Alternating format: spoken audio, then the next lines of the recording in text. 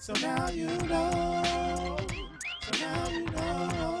All right, everybody, welcome back to the show. Keeping it real hot and fresh. You know how I do. Now, tonight I have a very special guest for you tonight. Now, signed to Cold Records and working on their debut album, which is due in spring 2012. The Alsononaz, I can't believe I got it right, but I did. Alsononaz got together summer of 2010, and they started recording in mid-July of 2011. Now, they're on their way to playing at many festivals all summer long in 2012, so you definitely want to stick around for this.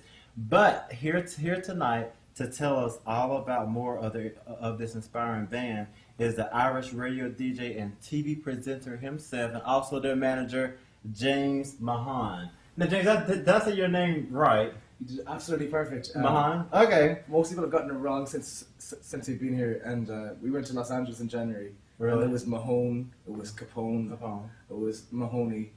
But you got it just right. I got it right. All right. All right, everybody. So this is the Weberview and also online live view of the interview with Alsononaz manager. So let's get this started. Now, I'm pretty sure most of y'all are wondering, Alsononaz, where did that name come from? What does it mean? It's essentially AKA spelled the way a 6-year-old would say it. Mm-hmm. So ALSONONAZ. And we wanted something that when you Googled it, there would be nothing else. Really? Or when you searched for it on YouTube, there'd be nothing else. Yeah. Because a lot of bands names, like say you've got a band called Avenue, or you've got something similar to say, even Green Day. If you Google Green Day, a lot of other things come up besides Green Day. Right. We wanted them to be marketable and that would work for promotions. And it was easier. I'd done radio for 3 years, and we were used to getting bands with bizarre names sending in demos that you never forget. And when they sent in their demo, we weren't going to forget them very easily because we couldn't pronounce it to begin with. So unique is definitely the name of the game. Very unique. Okay, so with this band, they're an Irish band, correct? Mm-hmm. Irish band, and they're actually doing very, very well for themselves. I mean, very brilliant. I looked at some of just their success, and I was really amazed. For example, they already have like a regular slot at the top of the Irish MySpace charts, correct? Mm-hmm. Also, they've been selling out all of their shows. They just started in 2010. Mm-hmm. So where are some of the places that they've actually played so far? They played in the Hillgrove, which is a small venue in the south of Ireland, and they played with Snow Patrol, who I believe have made it over here and charted with this. What's the song I had? Snow Patrol? Snow Patrol. Another Irish band. He put me on the spot, y'all. I know. But I believe you. They had a good song, right? They played. And we've also played in France. We just did 2 gigs in France last week. Now, how was that, playing in France? Very different to what we expected, because they're not as mad and as lunatic-y as people are in Ireland for music. But the whole idea with the band was to make a large venue feel like a small venue, to make the audience feel like they were just in a sitting room, or Right. just in someone's kitchen, listen to a band playing. And it worked very, very well. We just eased into it slowly.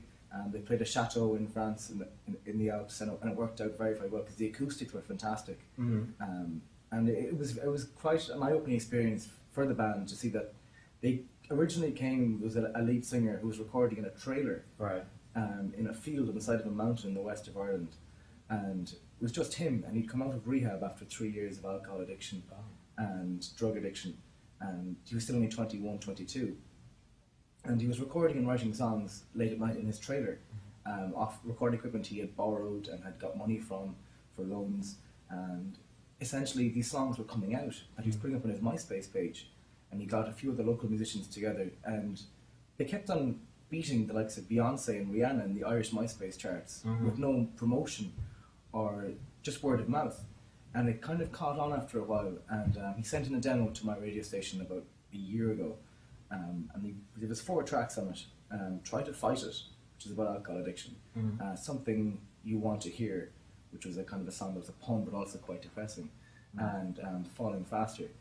And 3 of those tracks, and another one called Break Even, but 3 of those tracks were instantly recognisable as their definitive sound. And I played one of them on radio in the morning, and the flood of texts came through going, who are these people? Where are they from? Where can I hear them? Right.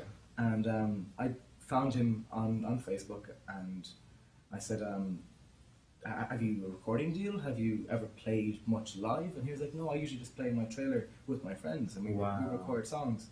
And we met up last summer, and we met in we picked the most randomest location. We picked an aquarium. An aquarium? Really? Yeah. We picked an aquarium, and we sat down and we talked. And I was like, you're in your early 20s. The musicians you're playing with are in your early 20s. You're from a small town in the west of Ireland. Like, you've played with some of the biggest names. Like Snow Patrol have had dozens of UK top 5 albums and singles. Mm-hmm. And I said, does it not ever concern you that you've been playing with big names and have got exposure, but you still haven't gone anywhere with it? And he said that it's very hard for musicians to figure out how to get from just being a musician to getting into the business side of it, because they're usually so focused on their art and their craft and honing their songwriting skills, they don't really know how to get their music from, in his case, his trailer, or from their own kitchen or from their own bedroom. So now you know.